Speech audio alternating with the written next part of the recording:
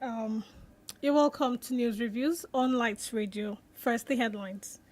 Sanusi to Nigerians. Don't allow president governors to intimidate you. NNPCL secures $3 billion emergency crude prepayment loan from Afrexim Bank to arrest fall in Naira. Army deploys more troops to Niger following ambush on soldiers. Claim of downing NFA aircraft a terrorist propaganda. Niger governor calls for dialogue with bandits. Tinubu appoints self petroleum minister. Wike gets FCT as president, unveils cabinet. Ministers to be sworn in on Monday. Lagos Muslims protest Sanwo-Olu's commissioner nominee list, demand review. Lagos High Court strikes out possession of firearms suit against Emefiele following withdrawal of charge by a federal government. Emefiele dragged to court over alleged 6.9 billion naira procurement fraud. Arraignment stalled over absence of co-accused. Navy impounds vessel with illegal refined diesel in Rivers State. Fuel subsidy removal. Federal government gives each state gets 5 rice trucks. 5 billion naira to procure palliatives to the citizens. Unicol suspends law faculty dean over sexual harassment allegations. No federal university is allowed to charge tuition fees, says the federal government. DSS warns of impending attack on Abuja Kaduna train. Osun Governor Adeleke appoints special assistant on government house pool. Appeal court rejects Matt Adeyemi's appeal seeking nullification of Ododo's candidacy. Oyo government declares August 20th annually as Isheshe Day. Approves Monday, August 21st as public holiday. Falana takes CBN to court over illegal floating of Naira. Imo gubernatorial poll. Shetima Ganduje initiate move to reunite Uzodimma and Okorocha. Controversy trails, all eyes on the judiciary billboards erection removal. Military junta vows to prosecute ousted President Bazoum for high treason. ECOWAS condemns decision. We are ready to invade Niger if dialogue fails, ECOWAS defense chiefs. FBI arrests 17-year-old aspiring terrorist linked to Al-Qaeda affiliate. Trump, associates indicted by Georgia grand jury for attempt to overturn 2020 presidential election results in Georgia. North Korea confirms detaining U.S. Army defector Travis King, says soldier wants refuge from mistreatment and racism in America. Today is the 19th of August 2023, coinciding with the second day of Safar, 1445 AH. And, slowly but surely Ramadan is knocking. It's 2 months in, subhanAllah. Alhamdulillah. I mean, 7 months time it will be Ramadan. Ramadan is like the peg in every calendar, right? In every lunar calendar, Ramadan is the unique point. It's the gathering point for so many things. Subhanallah. Anyways, Alhamdulillah, we're on for another beautiful day. It's a Saturday morning, and let's scintillate and tantalize you with this interesting news. Dr. OLUBUNMI is right here. He's going to do justice. And I'm going to start off with the one that interests me the most, and it's about the palliatives that is being distributed. Just yesterday, I saw a video circulating in Kwara State, how Kwara State palliatives had arrived and been distributed. And this particular area, I've forgotten the name now, it's a long name. What they got was 6 cups of rice for their whole community. The man was strategic in analyzing how the 1,200 bags of rice was distributed. So he arrived in Kwara State, 1,200 bags of rice arrived in Kwara State, and he kept on distributing. And so he got to the point where when he got to their own community, what they eventually got from the 8 bags of rice that came to their local government was 6 cups. And so he asked his community, how should we distribute this? One person said, use a teaspoon. Wow. Astaghfirullah. So anyways, let's start off with this palliatives drama. To begin with, I would say that, good morning, Nigerians, and good morning to all our listeners. It's a pleasure to be here again to look at some of the major, events that happen, throughout the week. Starting with the issue of palliative. First, I will tell Nigerians all that we're seeing. It's actually a reflection of the fact that the ruling elites that actually foisted, this situation where we now have to live in this penury and in this pain because of the removal of fuel subsidy. Ordinarily, um, to say the fact, it's actually the inefficiencies of the government that has actually led us where we are. If the government had been efficient in the management of fuel resources, where we had functional refineries, so we are not just selling crude. We're selling crude, we're refining the crude, and we are also distributing, selling refined products to Nigerians, and even possibly exporting some of these refined products. We won't find ourselves where we are. Now, because of the inefficiencies in the refining of crude oil, and the fact that we have refineries that are not functional, so it means we have to import. And at the end of the day, because of the fluctuations in the forex market and the international price of crude oil, so it means therefore that we have to import refined products, and the landing cost of that will be subject to the international price of the crude oil and the forex, the foreign exchange, fluctuations. At the time when So it at the lands. time when it is landing. So at the end of the day, a situation where government now has to support in order to keep the prices very, very low. And that we are told that is actually fraught with corruption. The question we would ask is it my business that government is unable to manage the corruption in the oil sector? Is it my business that the government is unable to actually fix the refineries? That at the end of the day, Nigerians are actually the ones bearing the brunt of all these inefficiencies. So that's partly. Because they would also claim that because of smuggling. Is it my responsibility to actually keep the products within the territories of Nigeria? Is it my product to police the borders? Is it my product to checkmate all that? See, all these are actually the responsibilities of the government, so which For they which have they failed. this government employees are paid to do. Yes, So they this should is just what do the they job see. they've These been are paid to statutory do. responsibilities. That you have so many agencies of government operating in this sector. In fact, it's not just even a single sector. Because you're talking about customs, you're talking about immigration, you're talking about the Nigerian Ports Authority, you're talking about the NNPC, you're talking about DPR and whatsoever like that. All of them put together. Now, all of this, we have failed. So at the end of the day, now government feels that we don't have enough money because we have actually, in fact, we borrow more than we even make. And that does not make any economic sense. So at the end of the day, they felt that the only way by which they can tackle that problem is to actually remove the fuel subsidy. And that's a lazy man approach. Because at the end of the day now, we now have this situation where we are, the prices have, gone up way beyond the reach of the masses. It has actually, resulted in inflation in the price of goods and services all within the economy. Now, you don't have a situation where government felt that, okay, during this, we need to cushion the effect. Nigerians are calling for this, that this pain is actually too much. But the question is, when the government felt that, took decision to remove this fuel subsidy in the first instance, did it not have any plan on how, to ameliorate the sufferings of the masses that would result from this removal? Because at the end of the day, I tell people, subsidy is not what is bad. It's a standard practice all over the world that government subsidize one goods or services for its citizens. You have some countries that subsidize housing, you have countries that subsidize education, we have countries that subsidize consumption. In fact, we have countries that subsidize agricultural production so that it can checkmate the prices of agricultural produce. And you can keep the farmers on the farm, and the products will continuously be available for the citizens, and you even have more than enough to export without having to affect the local consumption. But at the end of the day, what do we have? The government just decided that fuel subsidy is gone, and people clapped for the president May 29, 2023.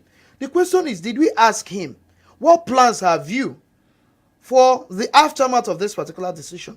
All that we have seen so far has shown quite well that there is no tangible plan. Okay. So it's more like, okay, let's try this. Okay. It's gambling.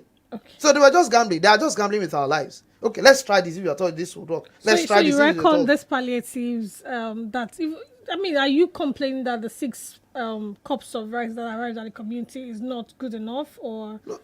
Okay, would you, it's a rhetorical question ordinarily. Would you say 6 cups of rice A is community actually of about a community? See, let me tell 300 you. plus people. See, you're talking about community.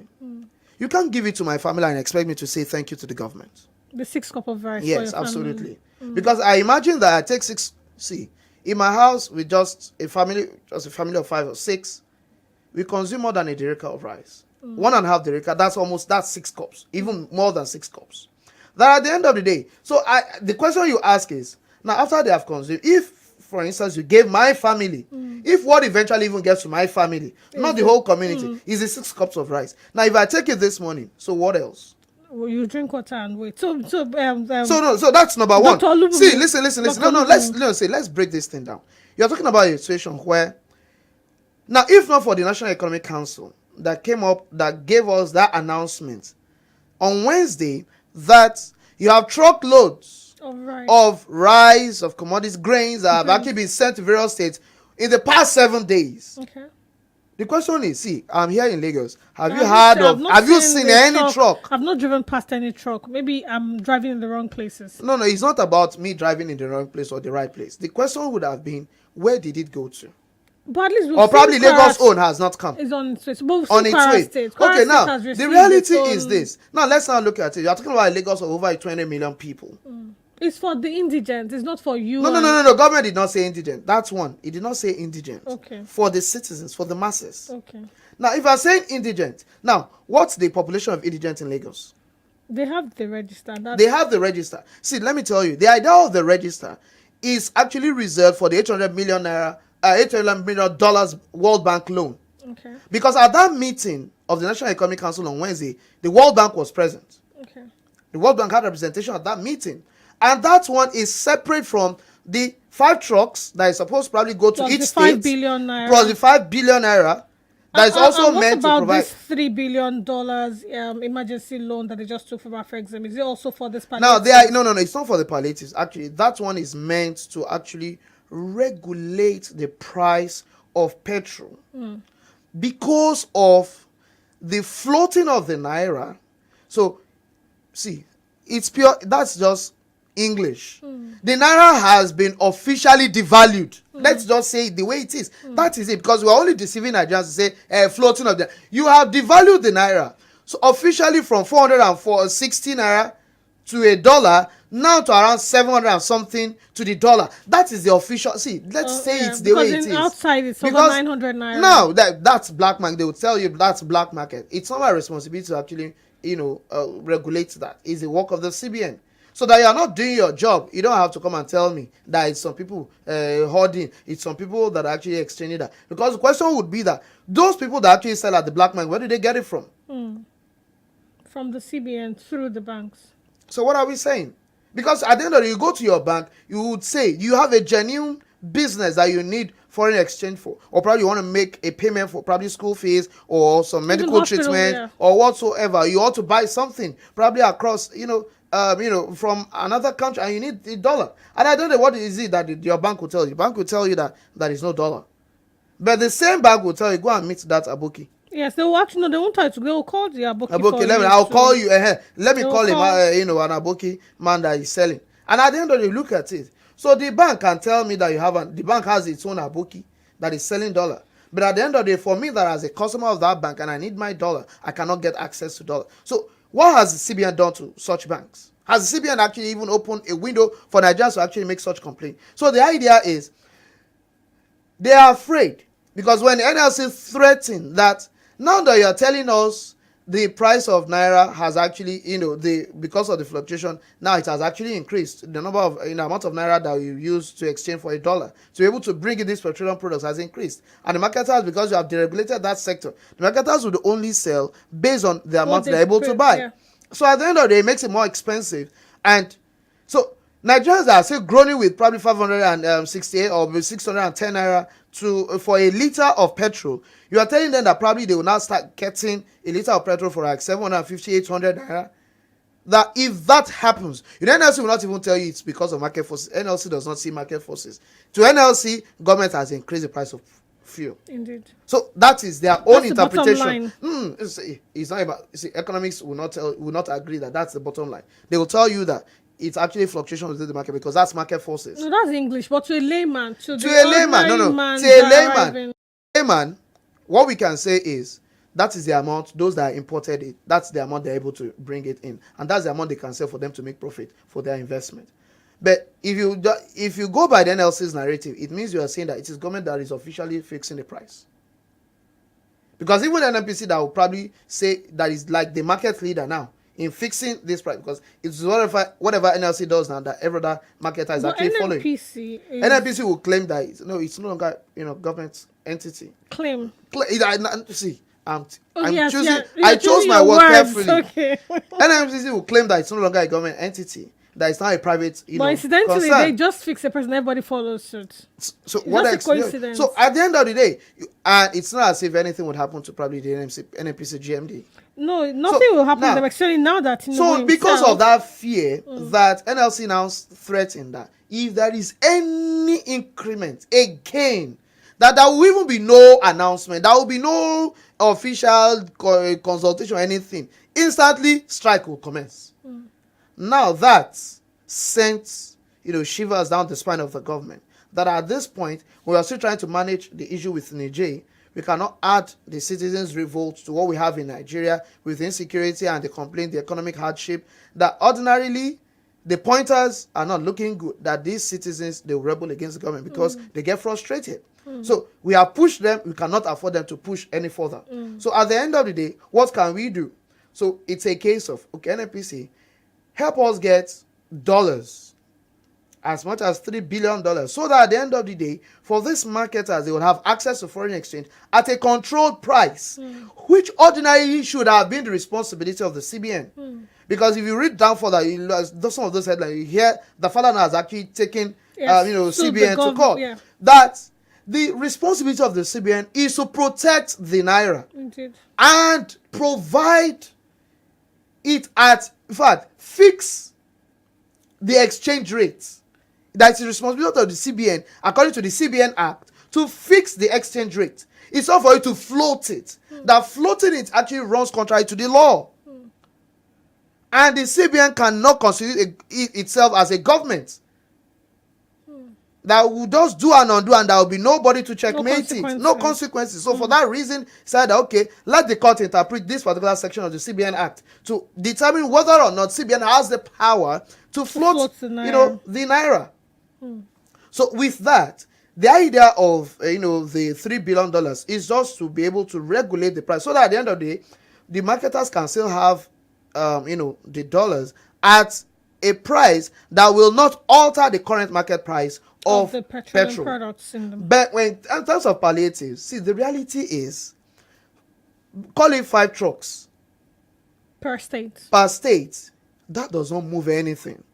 Then again, Nigerians don't trust these governors, because it is these governors that would implement it. Indeed. And at the end of the day, we are sure, going by the experience, see, once beaten, twice shy, the experience of COVID-19. COVID palliatives, where did it end? In a warehouse locked up. In warehouses locked up. It became a dividend of democracy to members of the ruling party in each state. So you have a situation where, if in Lagos the ruling party is the APC, it means if you are not an APC member, you are not an APC sympathizer, or probably woe betide you, you are found to be an obedient or an articulated follower. No palliatives coming. No palliative coming your way. And mind you, these same governors, you have a situation where, even in terms of money, the 5 billion naira for each state, they are not accountable to anyone. Have they accounted for their RGR in their respective states? Have they accounted even for their budgetary spendings? Have the governors accounted for their security votes? Are they accountable to anyone? They're not even accountable to the House of Assembly of their respective states. So they are emperors unto themselves. And it is these same people that the federal government is actually giving 5 billion naira and 5 trucks of foodstuffs to distribute to the citizens of their respective states. That on the basis of the experience that we have with these governors, we don't have trust in them. So if the government wants to provide palliatives, see, Nigerians, They See, have another this thing is 5 billion this. now. They have our account numbers. They can just go through the BVN and send the monies to their accounts. If If at Akpabio all. can actually send holiday allowance to members of the Senate, so why can't they, through the of the BVN in various accounts through the BVN, send money to people's accounts? Or minus that, see, this idea of even palliatives distributing rice, like you are talking about that 6 cups of rice for a community, is government turning us to destitute? Are we beggars? Are we internally displaced persons in our country? Dr. Abdulhakeem, I used to answer those questions. Listen, They're asking the wrong no, because at the end of the day, you look at it, that's more like a beggar approach. As if you want to feed beggars. You are giving them handouts. See, Nigerians are not in need of these kinds of palliatives. Now, how far have you gone with discussion on new minimum wage? How far have you gone with provision of CNG buses? How far have you told us the state of the repairs of the refineries that have been awarded by the previous administration? We were promised that the Port Harcourt refinery would start operation, or would the repairs would be concluded December 2022 by Timipre Silva, the former Minister of State for Petroleum. At the end of the day, he resigned this year to contest for the APC primary in Bayelsa State because he wants to contest for the position of governor. Still, the refineries the repair was not delivered December 2022. It was shifted, said first quarter of 2023. We got to April, refinery was not available. Now they said, well, probably the next administration. Now, till as we speak, the refinery is not yet delivered. It will be commissioned. Then the president now promised us again that by December it will be ready. 2023 it will be ready. Should we go by that? The same way it's government, because government is a continuum. They promised us that Dangote refinery will come on stream by July. It was commissioned when it was not completed. Now they promised us it will come on stream by July or early August. Now this is mid-August. The refinery is not yet available. And there is no way we can actually checkmate these fluctuations in the prices of petrol if we don't have functional refineries in Nigeria. So what Nigerians are waiting for: provide functional refineries, provide cheaper transport through the so-called CNG buses. Rather than giving us these 6 cups of rice for a whole community, that at the end of the day, probably a teaspoon is what will get to each household. Family. Right. Let's talk about this. What happened to the armed forces in Niger State? So the army, they've deployed troops to Niger following the ambush on soldiers. We've lost a number of soldiers, and initially they claimed it was not a terrorist attack, that the craft was not pulled down by bandits, but all signals pointing towards it was actually an attack on them. Well, till now we can't confirm, because the DHQ, the Defense Headquarters, came up during the week to actually give a breakdown of what and provide information on what really happened in Niger State. Yes, we know quite well, and this ordinarily should go to the government, that we must understand that this idea of saying that we want to dialogue with these bandits will not work. It has not worked, it has never worked, and it will never work. That we must understand as number one. The number two, if you look at that story, you find out that the governor of Niger State is saying it seems that probably we cannot conquer these people. Why not let us sit down and dialogue with them? Dialogue with people that can bring down a military jet. Is that what you're saying? Is that the set of people that you need to dialogue with? Or you need to actually send them back to hell, where probably they came from? Because see, in Katsina State it was tried, it did not work. In Zamfara State it did not work. In Kaduna State it did not work. Is it now that it will work? In Niger State. The reality is they have been dislodged in some of these areas. Now they have moved down to Niger. And Niger State, if you understand, is the biggest state in terms of landmass in Nigeria. So you have a whole, swath of land ungoverned that these guys have converted the same way they did in Sambisa Forest. That they converted Sambisa Forest to their stronghold. So we have another Sambisa now in Niger State. That these guys threaten community. They just go to any community, sack them, they take over the territory. For the next community, they tell you, if you don't surrender to us and start paying us tax, we would actually come and attack you and also take over your land. That is what has been happening. And people have been moving. So this same set of people are the ones that the governor is now saying we should dialogue with. Please, let us not go that route. What we need to do is to actually use the stick, not the carrot. The carrot has not worked. The carrot approach it's not working. So let us use the stick. Let us turn the heat on them. Let us send them off the surface wipe them off the surface of the earth. That is what we need now. Not dialogue. When you do that, any other person, any other entity, any other organization, any other group of people that is thinking, attempting to go the same route will think twice. So, now looking at this, there was an attack. The military was trying to respond to, a distress call that, so these guys or this community has come under attack. They were on the way going to probably, rescue those people and probably dispel the, these attackers, the bandits. They were ambushed along the way and they were killed. The military lost 3 officers, 22 soldiers in that ambush. That's 29 people. 7 were wounded. 7 were wounded.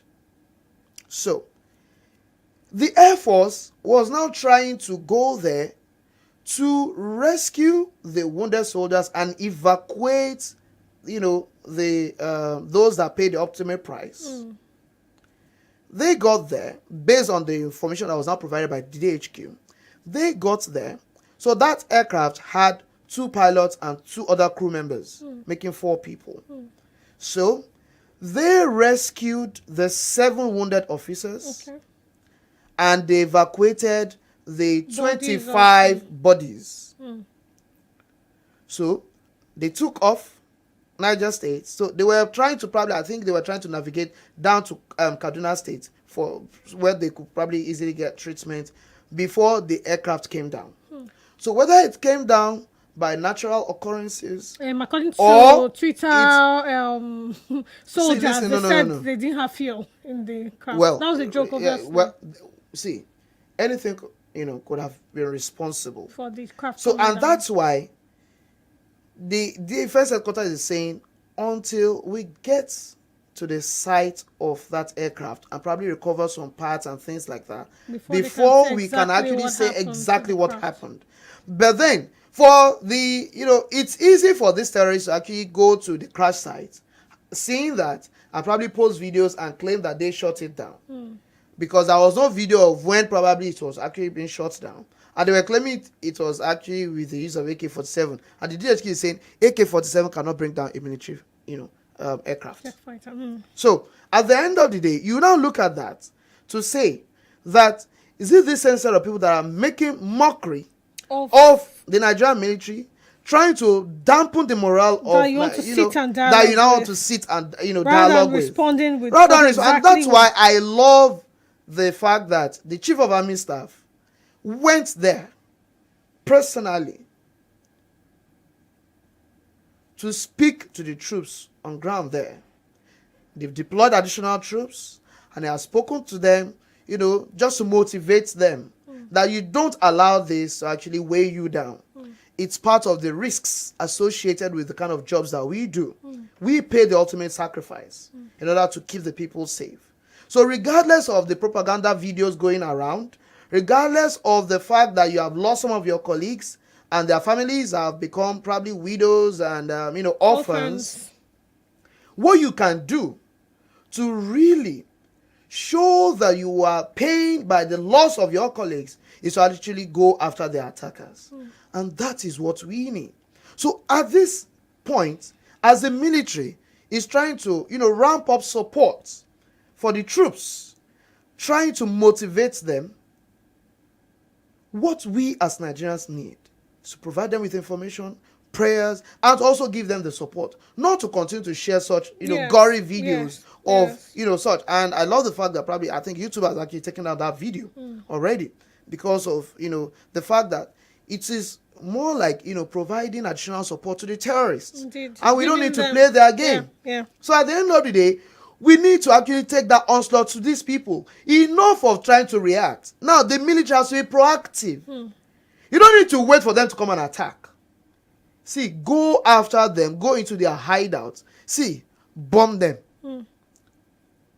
If it warrants that you get cluster bombs for that community where you think they are, see, wipe them off the surface of the earth. And that will be the only consolation that the families and Nigerians can get for this brazen attack on our military. Right, let's quickly get to Osun State. The Osun State Governor Adeleke appoints special assistant on government house poll. Well, that happened. I saw that. I was like, Are we? wait. Did you read that right? Did I read that right? Is it a joke or something? See, I saw the appointment letter. Government house pool. Senior special assistant to the governor. On the pool. On government house pool. Now, but they decided to actually play a fast one, trying to do damage control. When the governor came under, heavy criticism. Now, what do you mean? Is this what governance has been turned into in Osun State? Now, what did he say? He said that, through his spokesperson, Olaiwola Rashid, that no, that number one is actually APC that is trying to, make, this a political game. That first, that office had actually existed before now. That it was APC that created that office, one. Okay. The number two is that it does not mean swimming pool. Okay. That it actually means pool of vehicles in the government house. You can see Nigerians trying to be clever by half. Seriously. What do you mean? Government house pool. We are not daft. You cannot say government house pool and it's for that reason that you appoint senior special assistants. So that they can take care of vehicles. Is the man a mechanic? Right. And the joke continues. So the joke is on them or us? See, the reality is, it's on us because that is the character of people that will actually vote into government. So probably when next that we are voting people into office, you need to actually look at it critically. Although some will claim that that's not easy, that even those that are graduates, they even have PhD degree like Dr. Goodluck Jonathan and some other people like that voted into office. In what ways have they made our lives better?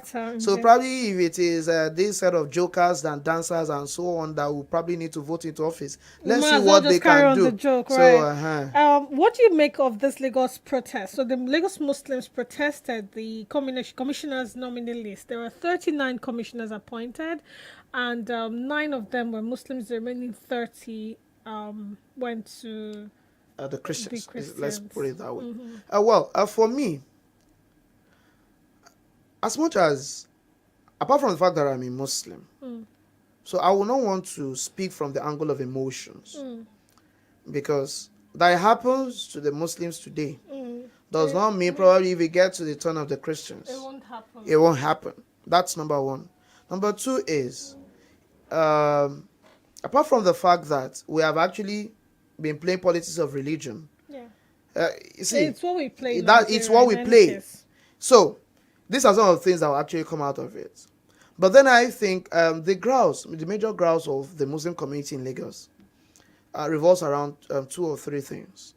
Number one is the fact that it is this same Muslim community that the governor ran to during the period of the election. Because at the end of it wasn't as if there were no Muslims contesting for the position of the governor of Lagos State.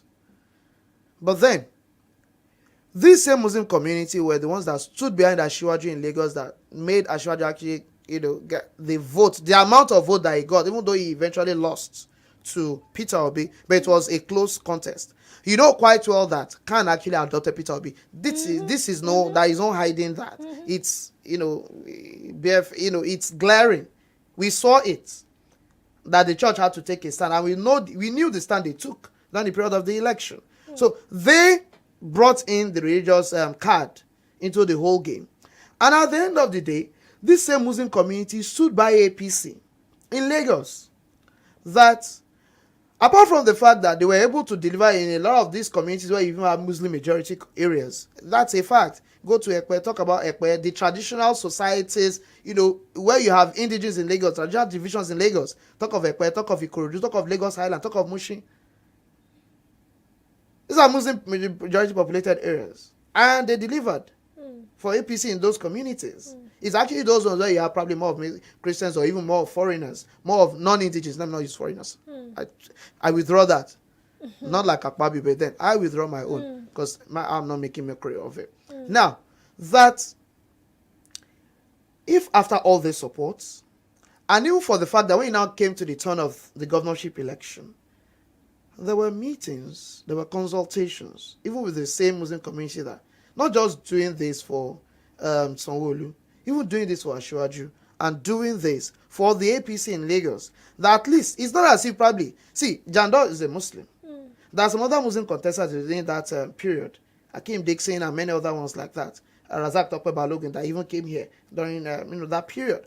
That's not as if we could not probably adopt these other ones, but we felt that it is better for stability of governance in Lagos, the continuity, and for the fact that we cannot afford to probably now play the position, the role of opposition in Lagos, when probably we have already delivered, Tinubu, at the center. That only makes sense that we retain that alignment of the federal government and Lagos State, rather than going back to the opposition. Sure. So if after doing all that, this is what they get in return from the governor, that's quite insensitive, and for you to probably even claim that those are, the claim is those are the competent hands. I was going to say that that could very well be his claim. See, that will be the most insensitive statement anyone could ever make. Okay. See, if you had said those are the people that I find comfortable working with, it's another thing, because it's the governor's prerogative to appoint whomever he's comfortable working with. So that you will not be able to fault the governor on that basis. These are the people that I know, and these are the people that I think I'm comfortable working with. True. And for the fact that these names also emanated from the various local governments in the state.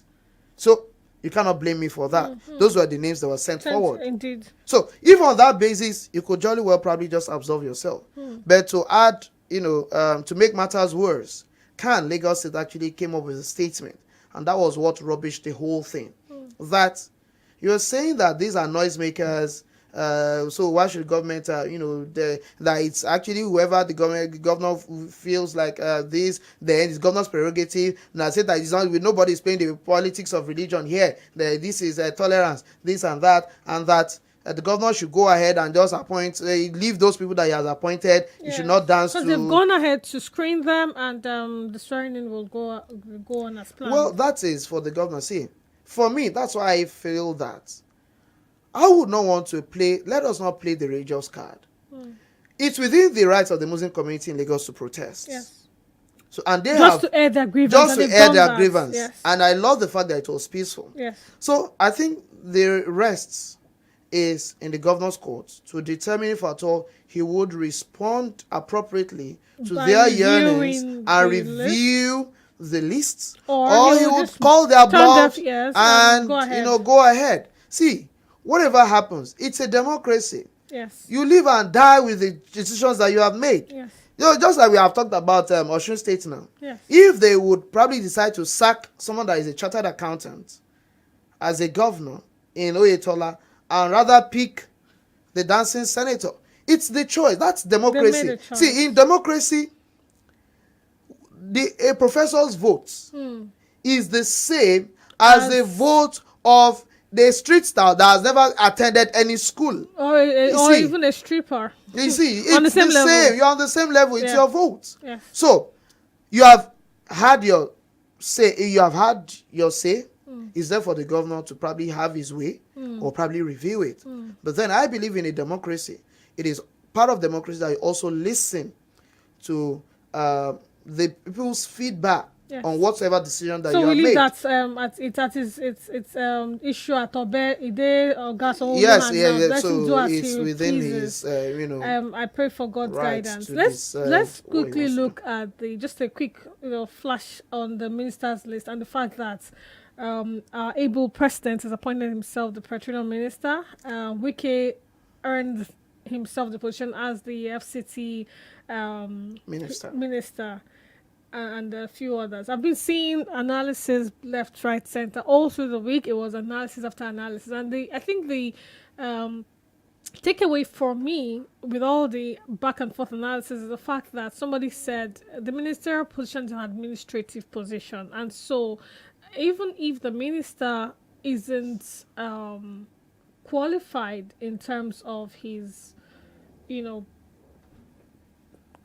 his credentials doesn't match. For example, maybe a minister for finance is an accountant, so they claim that what he's supposed to do is to work with professionals in that field In that ministry. and minister. So he should serve in the position of an administrative. And they even went ahead to give an example of the chief medical director. The best CMDs aren't necessarily medical directors or medical doctors, as it were. So when you have better success is when you have someone who is grounded in administrative, Well, I think, see, how would you make a good administrator if you lack the professional competence for that position?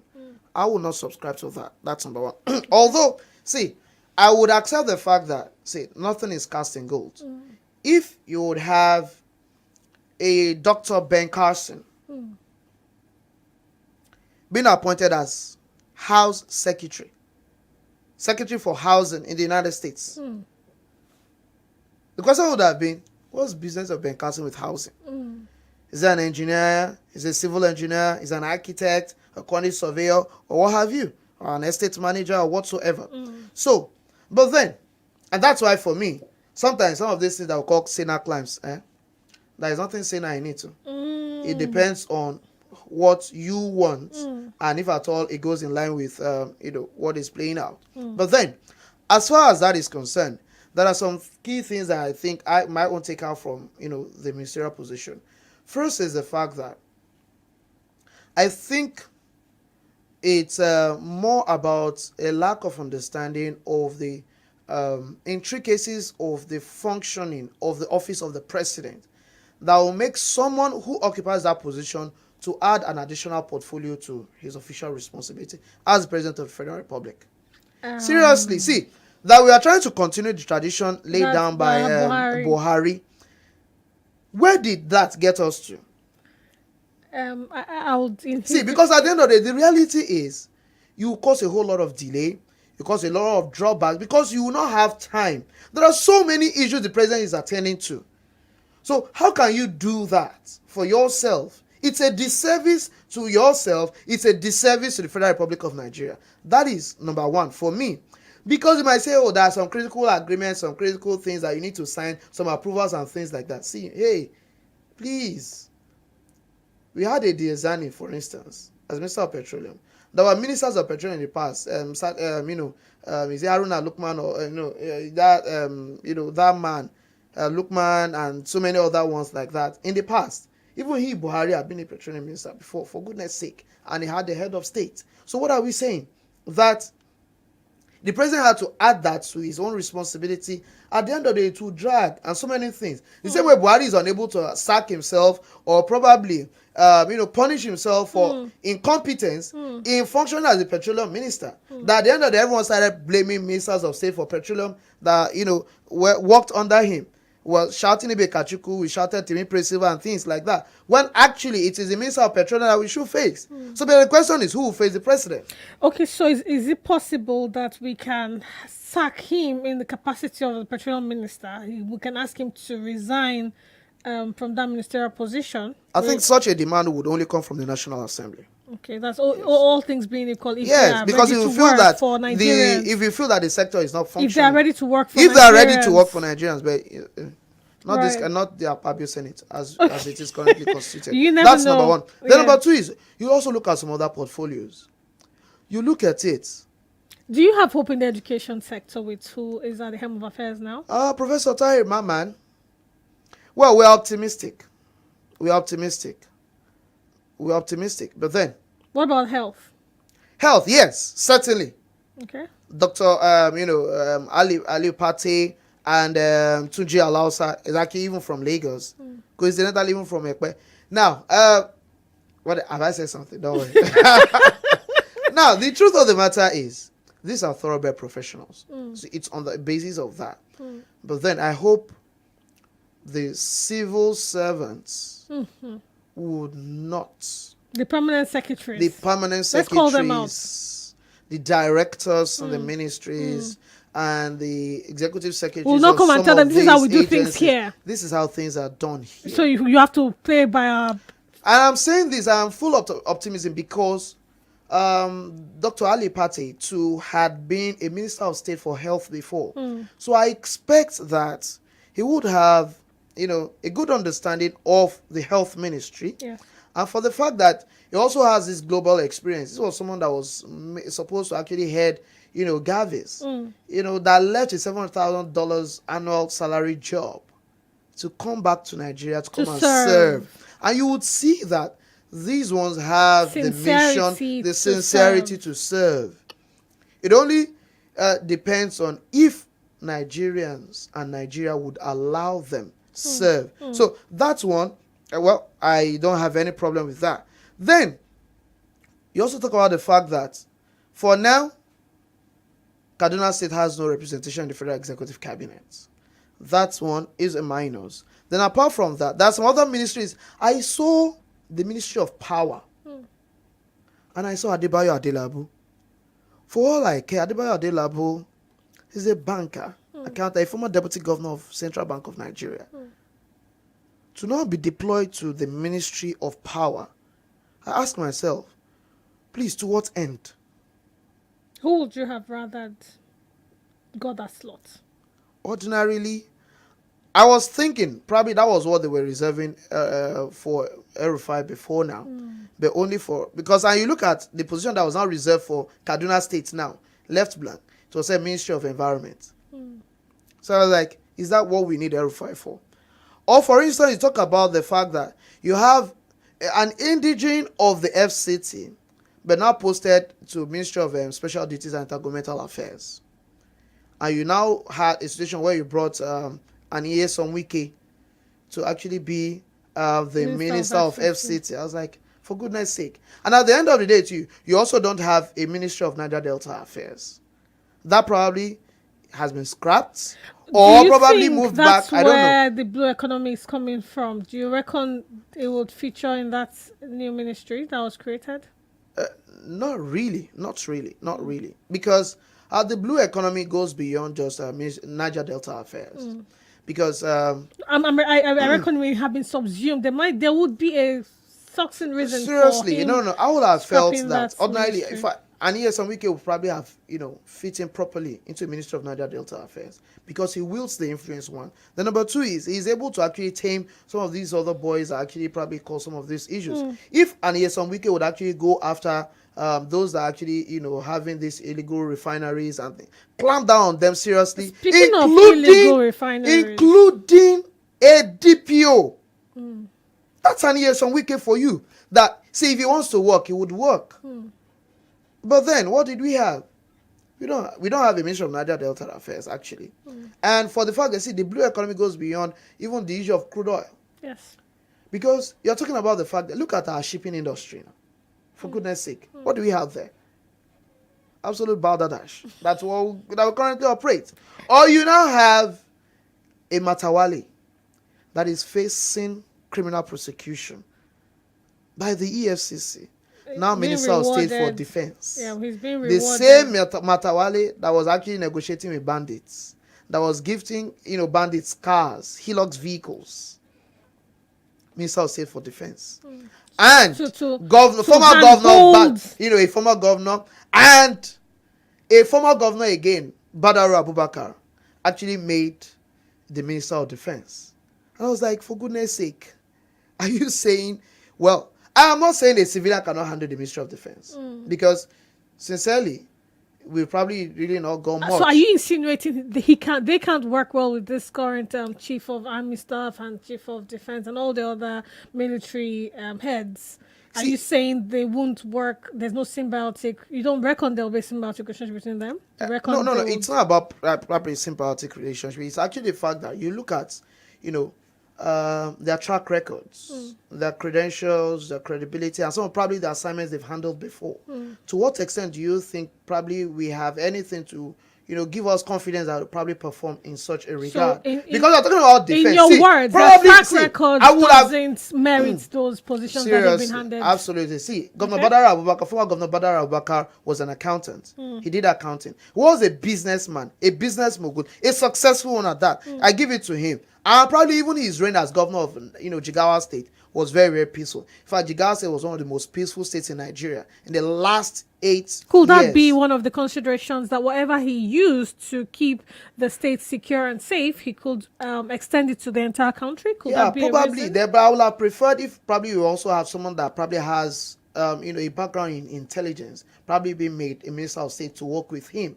Seriously, not in Matawale. Seriously, I just don't really reckon. So maybe we need to speak up more, get Nigerians to speak up more. Before we head out of the studio, I want us to quickly look at what happens in River State. Navy impounds a vessel with illegal refined diesel.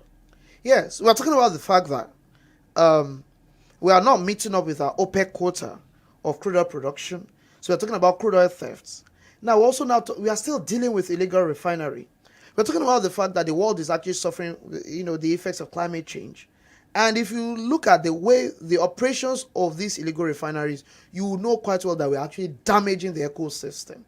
Now, these things would continue. These guys will steal the crude, would refine it in a crude manner, and will sell this, so to say, refined product that will damage people's cars. And at the end of the day, they smile to the banks, and the nation suffers, the economic and the ecological effects of their illegal activities. If you had the opportunity to sentence this kind of people that brought, if you were a judge, a justice, and they're brought before you, what kind of sentencing would you give? Life imprisonment. I would do death by hanging. No, I won't do death by hanging. No, seriously.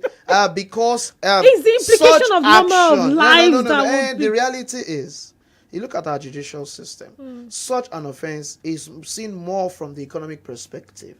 It's seen as economic sabotage. As opposed to the lives that could be lost. No, they don't consider that. Yeah, seriously. Until probably you don't have probably one of these, because there was one illegal refinery like that caught fire. Yes. And at the end of the day, explosion killed many people. In fact, it did not kill.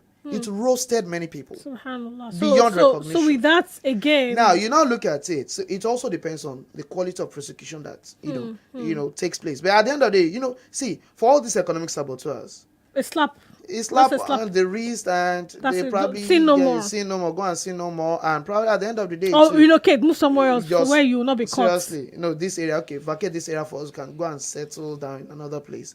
At the end of the day, you look at... See, the reality is even that. For some of these people that have actually been apprehended all this while, have you heard anything about their prosecution?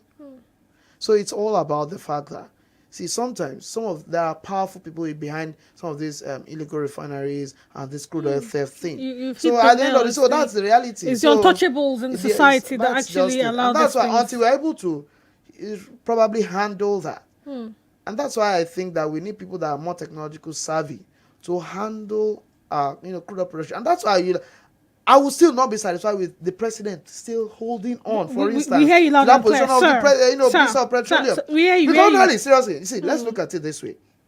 I could have praised the president for trying to even, split the ministry to the sense that you have 2 ministers of state under that ministry. You have Minister of State for, petroleum, for gas. You have Minister of State for petroleum, and you have Minister of State for gas. Now, these two are components of, the same, raw materials. And at the end of the day, you now have a supervising minister. All right, let's just quickly head to this DSS. So DSS warns of impending attack on the Abuja Kaduna train. Doesn't this send a signal across all trains generally, not just the Abuja Kaduna one now? And actually, now that it has happened before and it's going to happen again, enough fear for people to stay off the train tracks for now.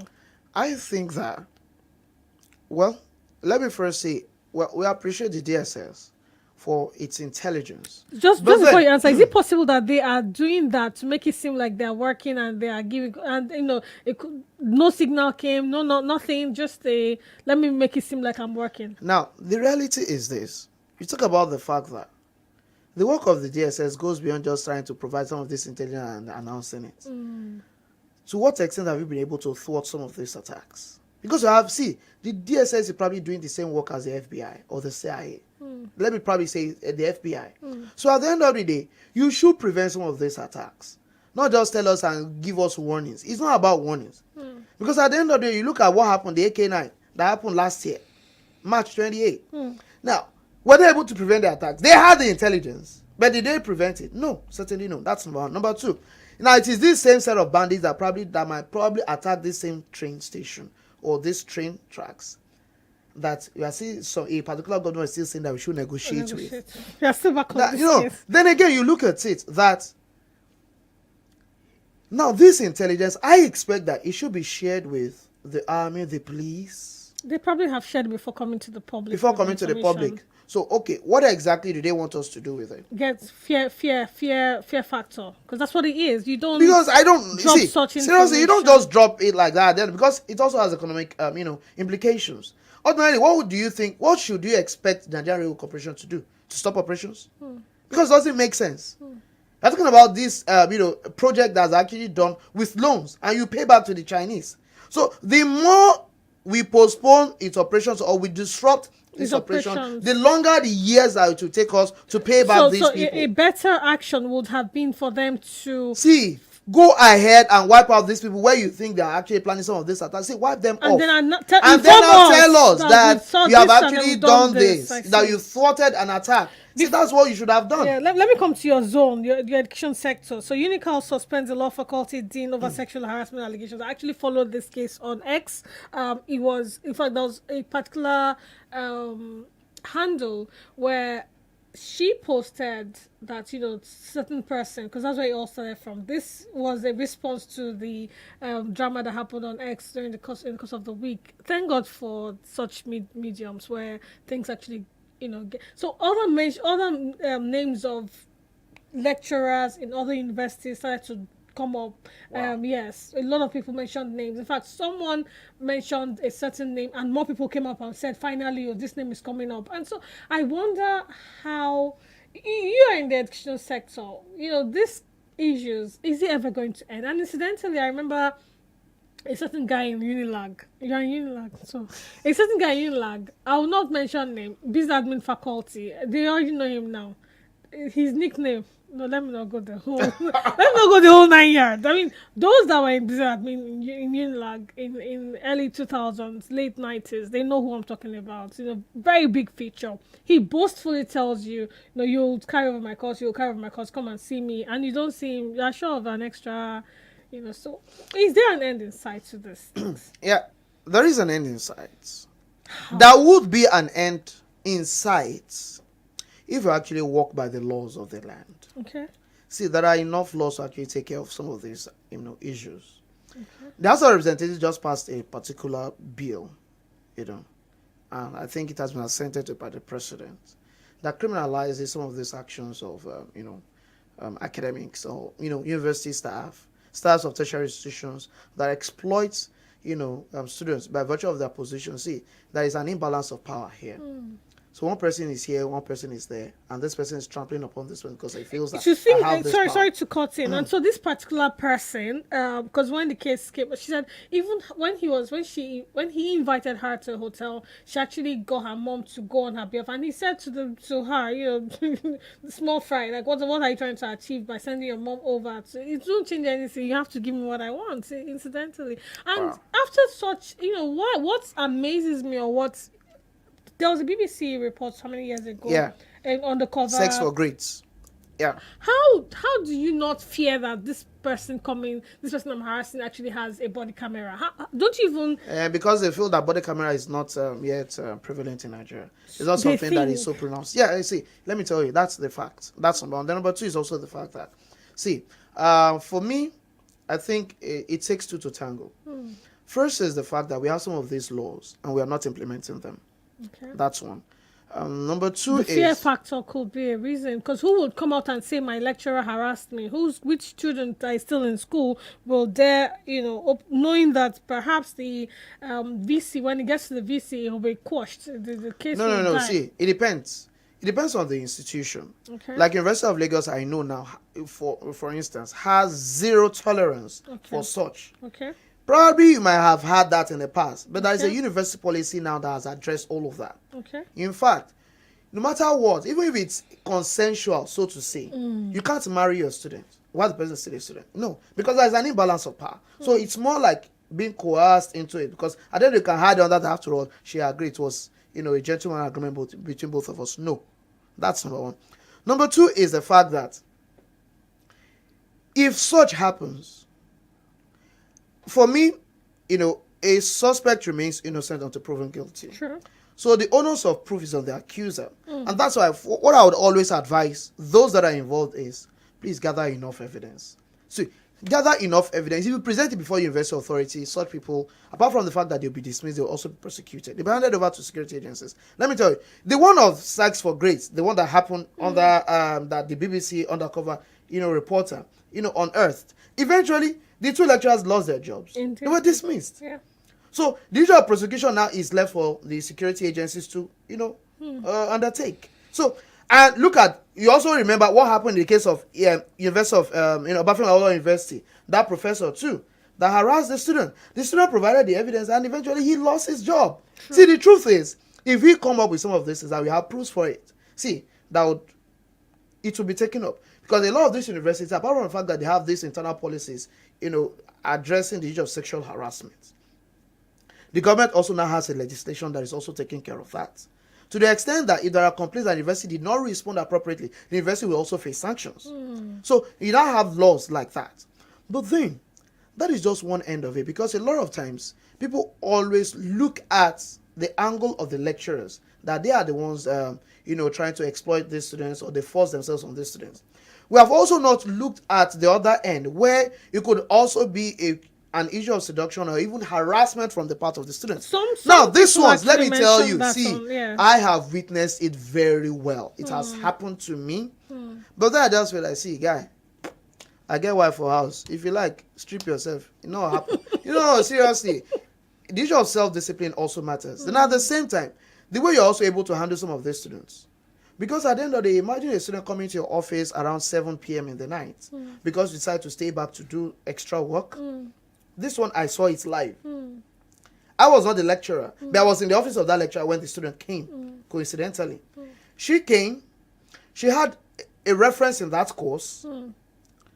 Now, she did not come in the beginning of the semester to actually say that, sir, I had reference in this course and I'm probably taking it again and things like that. She did not come, she did not attend class, she did not do assignment, do all that. On the day the exam was now written, she now came. She did not come the way she was in the afternoon when the exam was written.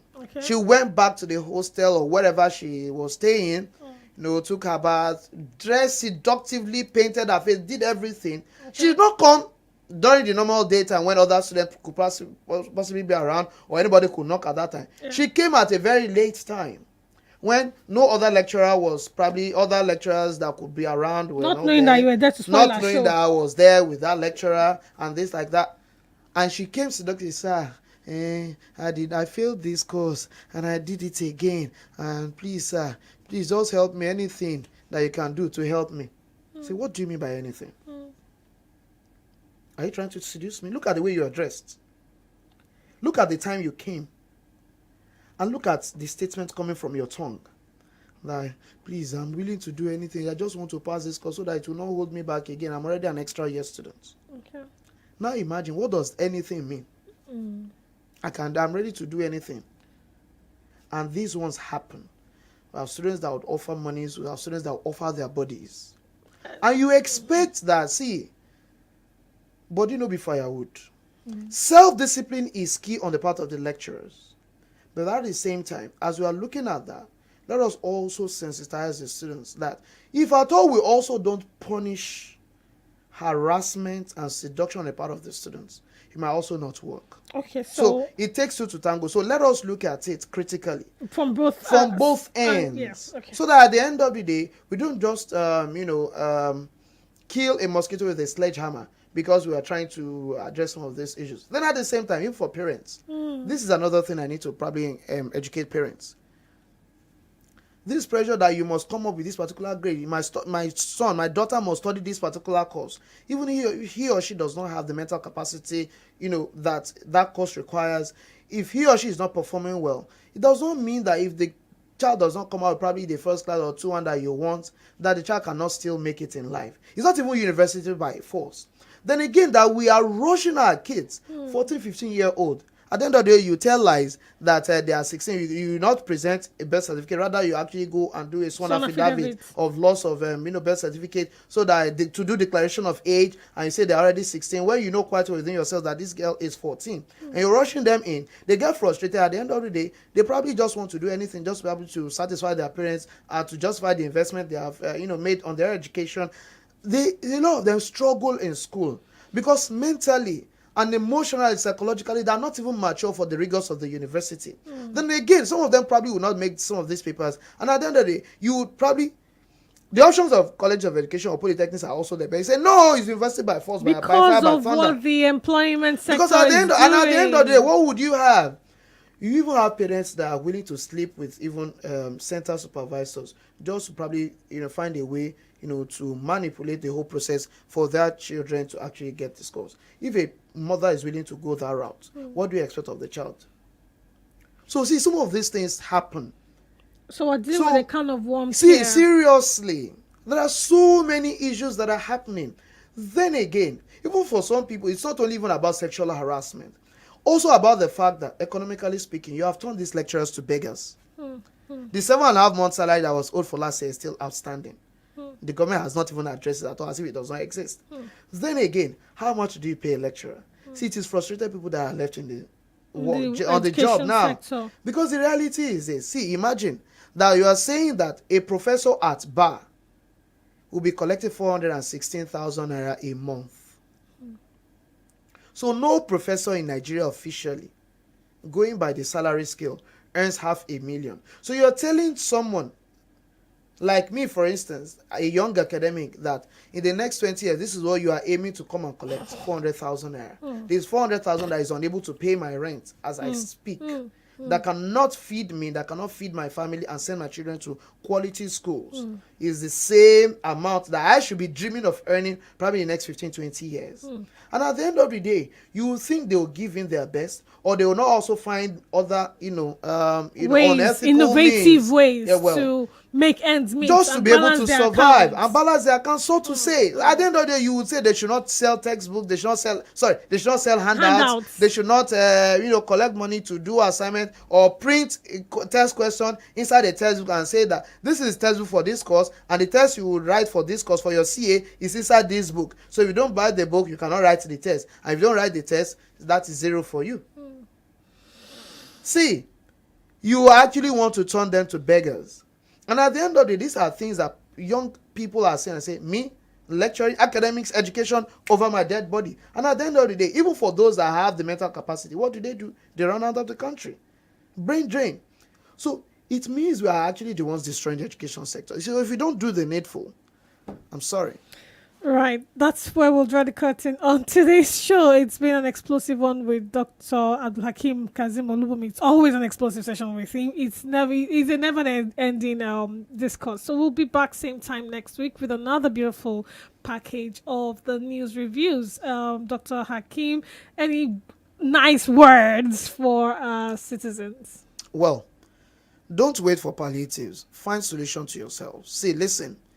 Government, the way it is at the moment, does not have any solid plan for you. So please make alternative plans for your lives. Halal, say ethical, pure, legal, means of livelihood that you can survive these harsh economic times. So please find a way out for yourself. And your family. Right. Thank you so much, Dr. OLUBUNMI. We'll see you next week, inshallah ta'ala. We are here for you. Many more programs